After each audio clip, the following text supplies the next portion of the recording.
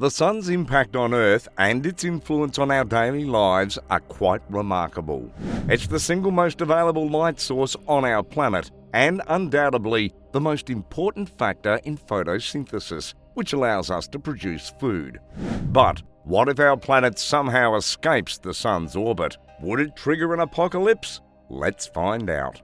Currently, Earth is spinning around the Sun at a staggering speed of 30 kilometers per second, or 70,000 miles per hour.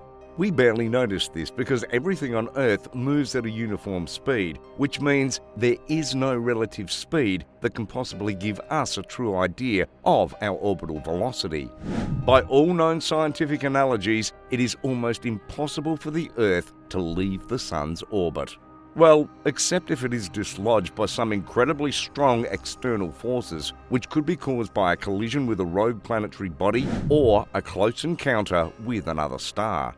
Depending on the force of the impact and the direction in which we're launched, we could either embark on a wild journey across the solar system or end up inside the Sun's core. Similarly, the Earth's temperature could either rise or fall exponentially depending on where we end up. Naturally, the Earth is located in the Goldilocks zone of the Sun, which is about 1 astronomical unit away. For the record, the Goldilocks zone is a region around a star where water can exist as a liquid. The placement of Earth within this zone facilitates the existence of life forms on its surface. At our current speed, the Earth would be launched on a terrifying journey at a speed of about 6.58 astronomical units. In no time, we'd be outside the Goldilocks zone.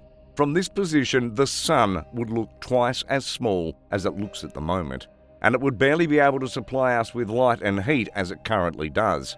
Within a few weeks or months, we would have drifted past Mars. That's if we don't collide with the Martian world in the process. In reality, the probability of bumping into another planet is quite slim, because unlike the Earth, they'd still be stuck in their orbit. However, the risk of running into other celestial objects is expected to reach peak levels as we approach the main asteroid belt. Usually, asteroids and other rogue astrophysical elements wander aimlessly through space and collide with other planetary bodies at will. But luckily for us, these tyrant celestial elements have to pass through Jupiter before getting to Earth. And as the largest planet in the entire solar system, Jupiter has a strong gravitational force that allows it to pull most of these asteroids into its orbit. This phenomenon reduces the risk of potential collision between Earth and an asteroid. But the moment we travel beyond Jupiter, this protection is lost. It becomes even worse if we somehow get caught up in the main asteroid belt. Within this zone, it is almost certain that we'll run into one of those rogue celestial objects hovering around the belt. This is fair enough though, because at this point, the Earth would be classified as a rogue planet itself. But if somehow we were able to safely zip past all the asteroids, more surprises await us. As we proceed further into space, we'll meet Pluto, our good old friend that was reclassified as a dwarf planet back in 2009. Based on the current conditions, our contact with Pluto should happen at around 4.5 years after the collision that sent us out of the Sun's orbit. However, the consequences of the Earth leaving its natural habitat would be glaring to any living thing on the planet, even from the moment we flew past Mars. To start with, the Earth's average temperature would experience a decline of 15 degrees by the time we arrived at Mars. Once we fly past Jupiter, the global temperature on Earth will fall below zero. By this time, the normal life cycle would have been disrupted because all plant life would be completely dead, either due to starvation or hypothermia. This would lead to mass extinction and halt the oxygen production process. Anyone who is lucky enough to survive this predicament would be in for even more nightmares. As the Earth continues to roam aimlessly through the vastness of space, the temperature will continue to fall, depending on the conditions around. Astronomers believe that we'll experience super low temperatures of around minus 75 degrees. All of the Earth's oceans will be filled with ice at least around the surface. In the same way, the entire landscape of the Earth will be covered by ice, and without a good heat source, people will shiver and quiver to death. Of course, a frosty Earth automatically means less water vapor in the atmosphere. And as you know, water vapor captures and utilizes the heat in the Earth's atmosphere to create clouds. So a frosty Earth means we'll experience less rain. Eventually, this would lead to a frozen and barren landscape. Admittedly, some water bodies in some parts of the world will be exempt from the Ice Age evolution. That's because the conditions leading to the evolution would have caused them to dry up from the onset. But either way, whether they're caught up in the new ice oceans or dry rivers, most sea-based animals would face extinction. While this climate condition is deemed unsuitable for humans, some sea animals and microorganisms would still be able to survive. In fact, thermophilic life will continue to exist beneath the Earth's surface as if nothing happened.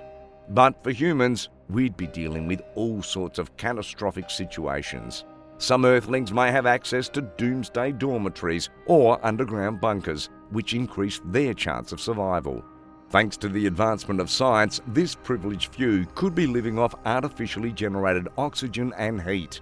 However, the availability of these essential gases and elements will be limited.